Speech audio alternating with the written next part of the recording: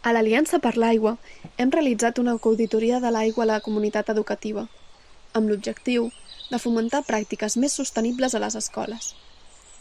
Gràcies a aquesta iniciativa, els alumnes han realitzat un anàlisi detallat de l'ús de l'aigua a les instal·lacions escolars, recopilant dades exhaustives i examinant cada aspecte del consum de l'aigua a l'escola. Han investigat l'origen de l'aigua a l'escola i han avaluat si se'n fa un ús adequat a través de la investigació i el diagnòstic. En l'ecoauditoria s'han identificat totes les àrees on es fa ús de l'aigua, com ara les cuines, els banys, els gimnasos, l'hort o els laboratoris. Mitjançant entrevistes a direcció o al personal de manteniment s'han abordat qüestions relacionades amb la reutilització de l'aigua i la problemàtica de la sequera a Eivissa.